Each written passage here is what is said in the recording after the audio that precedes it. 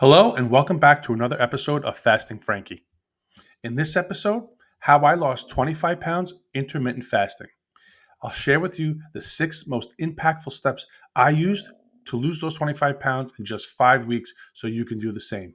Make sure to stick around until the end. I'll share with you what has sabotaged my success several times in the past, hoping you don't make the same mistake. All right, let's jump right in.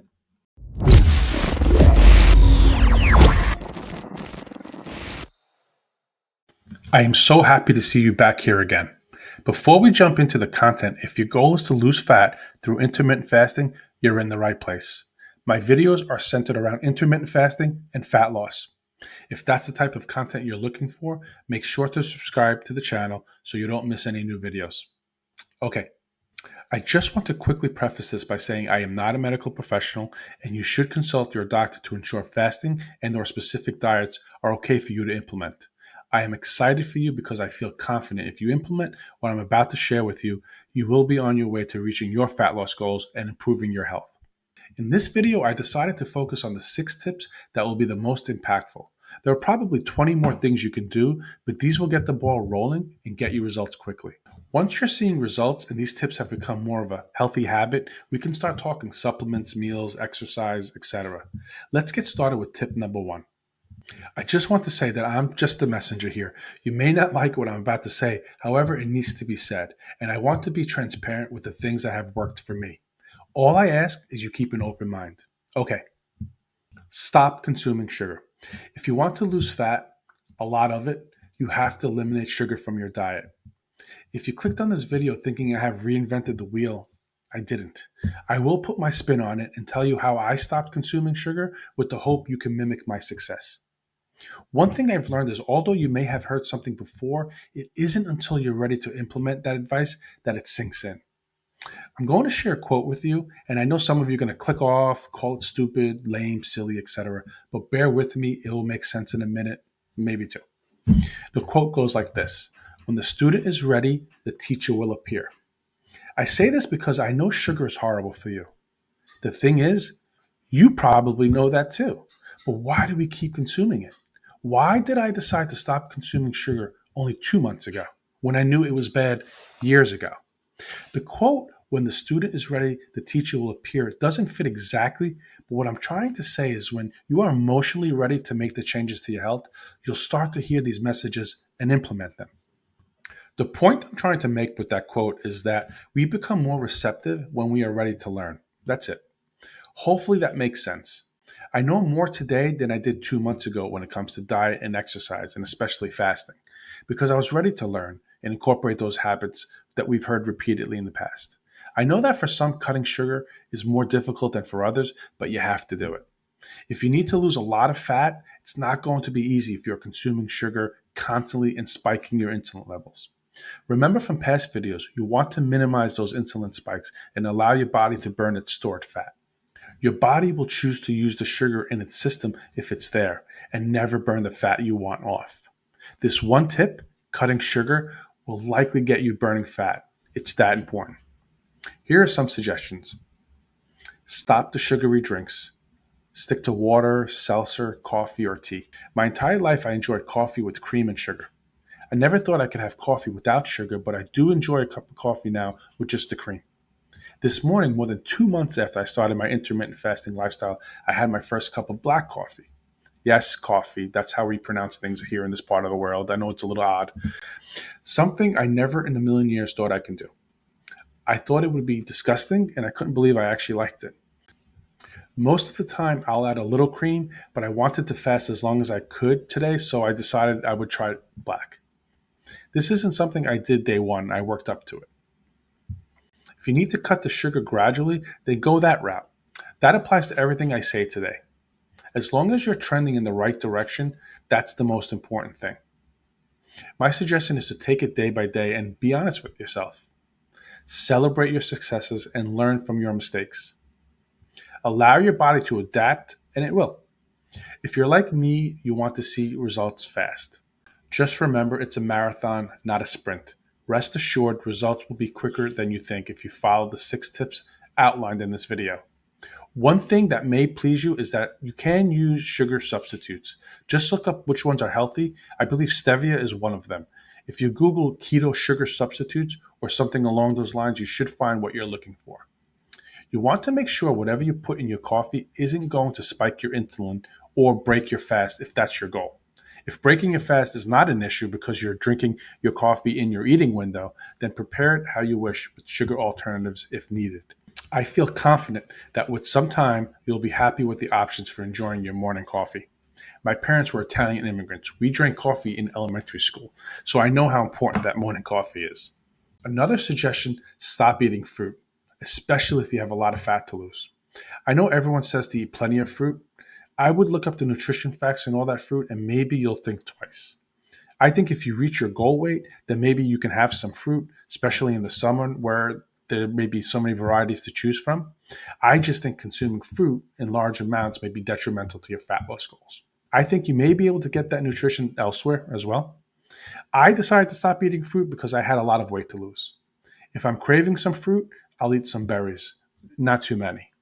Berries are full of antioxidants and the glycemic levels are lower, therefore, they won't spike your insulin levels as much. Once again, I have a lot to lose and I decided to cut the fruit. If you're maintaining, you probably can get away with some fruit. I just decided to cut it out. Another tip is to look at the nutritional facts of the food you're eating. Hopefully, most of the foods you are eating don't have a nutrition label, but if it does, take a look at the nutrition facts and make sure there aren't any added sugars. I grabbed a couple examples from the pantry so you could see what I'm talking about. As you can see, this first one has tons of added sugar, and look how small these are. Most of us aren't eating just one of these too. We could have done everything right today and completely sabotaged our success by eating just a few of these ridiculously small cupcakes. The next example is of an RX bar. My kids eat these almost every day, and I actually used to eat them too. I really like them. But look at the nutrition facts. Much better, right? What I like is they know the ingredients are so good that they use it to market their products. They have them right here on the front. I just wanted to share those examples because we needed to be more mindful of what we're eating. My dessert cravings have been minimal the past few months, but I know eventually I would like to have some dessert or something sweet. What I'll do is probably look up some low carb keto desserts. I haven't done so as of yet, but will eventually. I understand this may be difficult, and as much as I would love for you to be completely sugar free from day one, cutting the sugar out slowly is a step in the right direction. Just to wrap this up, if you decide to go about cutting your sugar slowly, that's fine. Just know it will slow your success. Your results will improve once you knock out all the sugar. On to the next tip. Now that we've cut sugar from our diet, the next suggestion I would make is to start reducing your carbohydrate intake.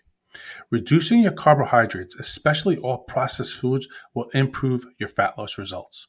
I know this may sound restrictive, and it is, but once again, if you need to lose a lot of weight, you're going to have to drastically reduce the carbohydrate intake. At least this is the route I decided to take.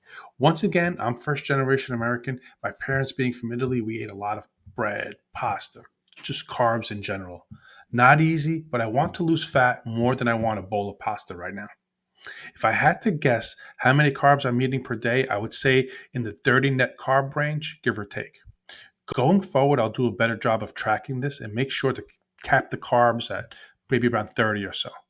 If you're exercising a lot, you may be able to get away with more. As I was saying a moment ago, I get it. I love carbs, pasta, bread, rice. Those are my favorite foods by a mile. If I could eat those foods 7 days a week, believe me, I would. The problem is I needed to lose a lot of weight, so I was willing to sacrifice. I tell you this because I want you to understand that I'm having the same feelings that you may be having as well. I was able to overcome them. Have I been perfect? No, not at all. Remember my mantra, progress, not perfection. To be honest, I haven't missed these foods as much as I thought I would, probably because my body's adapting to using fat as energy and not glucose. My body's satiated and I'm experiencing reduced cravings. The crazy thing is when I was eating everything in sight, I was always hungry. So explain that one.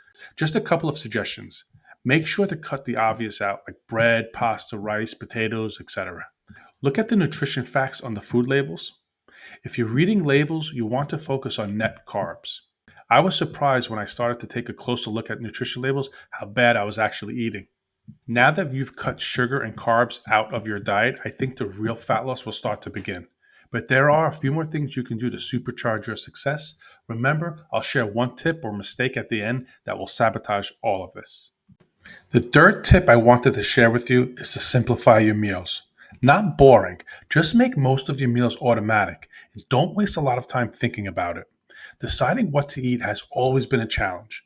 I think we feel that we have to purchase so many new ingredients and learn to cook dozens of new foods from day one, and that is simply not the case. I love variety and I pretty much love all types of food. But I think the key is to find a balance that will work. This need for variety is what did me in because I always found myself ordering takeout or having to learn so many new recipes. Ultimately, I just failed. If you want to have success in losing fat, spend some time thinking and planning your meals out. Don't worry, you still have an endless variety of tasty foods to choose from. This is what I try to do most weeks. I have a large salad for dinner and I grill some protein, 3 to 8 ounces. Make sure to use a healthy salad dressing, preferably one that you made yourself. Here is what I use. It may not be perfect. I'll have to do some more research on the ingredients because I'm not 100% sure, but at least I know it is made with quality olive oil and not the seed oils like most of the prepared dressings at the supermarket. Believe me, they taste delicious, I know, but if you can avoid them, it'll help. Plus, making your own salad dressing is quick and less expensive. Another suggestion is to make large soups. I live in the Northeast, and when it's cold, like right now, I crave soups. I'll make a big pot of chicken soup, no noodles, or maybe some cabbage soup, and I'll have dinner for a couple of nights. This also breaks things up. Here's an example of a typical week. I'll have salad with protein 3 to 4 nights, maybe soup 1 to 2 nights, and maybe I'll order takeout 1 to 2 nights. If you like to cook, then cook on nights when you have a little bit more time. Make sure to keep your salad ingredients and some proteins on hand. I'll go to Costco and stock up on chicken, ground beef, and ground turkey so I have it on hand. After my salad, I may have a piece of cheese or some olives if I'm still hungry. I also drink a glass of water with apple cider vinegar after my meals. Most days I only eat once, so this aspect of my diet has become super simple most days. If you have to eat lunch, then maybe some eggs with bacon, some tuna, maybe a healthy snack like olives or nuts. On some days, you can do the same thing you did for dinner at lunch, have a salad with some protein. If you order lunch, make sure you know what your low carb, no added sugar options are so you have those go to meals and go to restaurants. I think what helps is to know your options ahead of time so you instinctually eat healthy. Just like when I was eating poorly, I did not give it much thought. I ordered and ate. Making better food choices becomes a healthy habit, just like making poor food choices was. For example, I'm going over to my brother's house for a birthday party tomorrow, and he knows I'm avoiding certain foods. He's going to order pizza for everyone, however, he'll order a healthy entree for me instead. Takes a little planning, but these small decisions add up after a while, and it does make a difference in your weight loss results. Our minds work both ways. We can train ourselves to make good choices by building a good system. One more suggestion is to try to find a resource, perhaps on YouTube, that specializes in keto, low carb recipes. You'll find a ton and learn to make some of those dishes.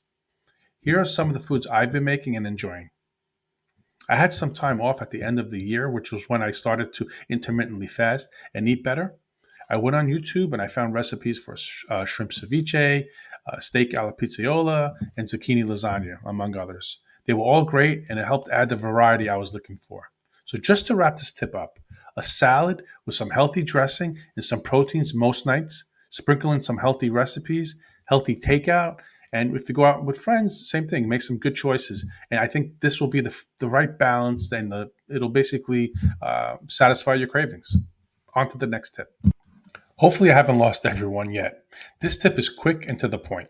Many experts say that our weight loss results are dependent on our diets by 80%, that exercise makes up the remaining 20%. I guess that's good news for those of you who don't like to exercise, and I know many people don't. This is one area that I still haven't made the improvements I would like to have made, but I am getting there. I had a terrible cough last month that was limiting what I can do, but I feel a lot better now, and hopefully I can get that going. I am walking a lot, though. That's one thing I am doing. You may be happy to know that most of your success will come from cutting sugar and carbs. However, exercise has tons of benefits and could be beneficial for several other reasons. The suggestion is to walk a lot more, especially if you are sedentary. My day job, I sit a lot, so I try to get up every hour and walk a little. If you can incorporate strength training, in the long run, you'll benefit from this as well. If I'm not mistaken, the more muscle you have, the higher your BMR, basic metabolic rate. This means you burn more calories at rest if you add muscle than before. The takeaway here, just move more. The fifth tip I have for you is to begin incorporating intermittent fasting into your lifestyle. If this is the first video you've watched on this channel, I'll quickly let you know that the focus of Fasting Frankie is losing fat through intermittent fasting. If that's your goal, make sure to subscribe to the channel so you don't miss any new videos. If you're familiar with the channel and its focus, it shouldn't be a surprise that one of the tips was using intermittent fasting as a weight loss tool.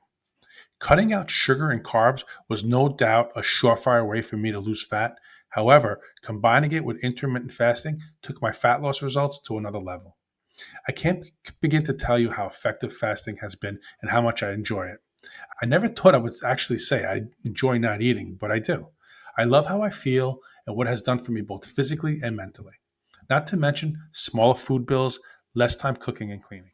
When I first started fasting, I was doing the 16-8 fasting method, and after a few weeks, I began doing OMAD, one meal a day. Now I alternate and experiment with different fasting methods. Earlier this week, I fasted for 72 hours. If you're looking to lose weight and haven't tried intermittent fasting yet, I would highly recommend it, especially if you don't have any medical conditions precluding you from fasting. I have other videos that may pop up at the end of this video if I can figure out how to do that, but I do have other videos that will help you get started on intermittent fasting. Just to quickly recap what we've learned so far. We cut sugar, we cut carbs, we simplified our meals, we're moving more, and we've incorporated intermittent fasting into our lives. The great news is that if you combine everything I just mentioned, you'll be well on your way to reaching your fat loss goals. I want to stress to you that it's not that hard. I'm losing weight effortlessly. I'm not counting calories and I'm not doing crazy amounts of exercise besides walking. My hunger levels are much less than they were when I was eating everything. I say this because I'm trying to encourage you to give this a try. That's it. If you're still watching, I think you'll do well. I'm definitely excited to see how you do. The last tip I have for you is what not to do, and I'll share that with you in a moment. Okay, I promised you a tip at the end that I think will supercharge your fat loss results or completely derail your success. I felt it was important to share this tip because I have fallen victim to it, and I know many others have as well. I left it for the end specifically because even if you implement the previous 5 tips I shared with you, this last one can easily sabotage results and strip away any success you may be achieving. The last tip is no cheat days. I can't tell you how many times I used to say to myself, I'm going to eat well all week and eat whatever I want on the weekend. Or I just lost 5 pounds. I'm going to treat myself to whatever I want. Those cheat meals or those cheat days will likely set you back. I know you don't want to hear it, but it's true. When I started to look at the nutrition facts and ingredients on some of the foods I was eating, I realized that just a small amount of a specific food was most likely going to lead to a spike in insulin and suppressing my fat burning. I didn't want to sabotage my results because I was too lazy to study what I was eating. My goal is to keep my body in fat burning mode as much as possible. If there are foods you enjoy, then try modifying them if you can, or just have a smaller portion. At first, if you have to eat them, then make sure to spread the frequency of when you eat them far apart. I don't recommend doing that, but if this will get you moving in the right direction, then try that approach. If you want to see some serious fat loss gains, you're going to have to eliminate these cheat days or cheat meals until further notice. I recently read the book Life in the Fasting Lane, and one of the authors said there was a time for fasting and there was a time for feasting. So I do hope to find a balance between eating and fasting as well. For now, I'm good, but I definitely will keep looking for that balance. I like to think that I'll eat some of the foods I enjoy someday, but I'll be strategic about it. Maybe I'll be able to eat certain foods before or after a fast, and that'll minimize the negative effects on my fat loss. These are things I'll share with you, of course, in these videos. I'm still trying to figure it all out, so I definitely will share what I learned. This is why I believe intermittent fasting, if you haven't tried it yet, may be beneficial. I think, and again, this is just me talking, just another guy on the internet, not an expert, but I do think fasting gives you a little more flexibility, a little more wiggle room for not being so perfect all the time with the foods you eat. Does that mean I'm going to eat poorly? No. It just means I'm not going to be perfect all the time, either by choice or by accident. I've also heard that if there was a time to eat carbohydrates, it might be after some intense exercise. Not saying it's required, but there may be a window of opportunity that allows you even more flexibility, something I will research more going forward. And there you have it. This was a long video, I know, but I think it has the potential to kickstart your fat loss goals and transform your life. The combination of the tips I just mentioned, in my opinion, will get you off to a great start. And I honestly believe if you're eating poorly now or have struggled with weight loss in the past, these tips will yield powerful results. Again, if you found value in this video, please consider liking the video and subscribing to the channel. If you think someone you know can benefit from this video, please share it with them. I wish you the very best of luck, and I will see you in the next video. See ya.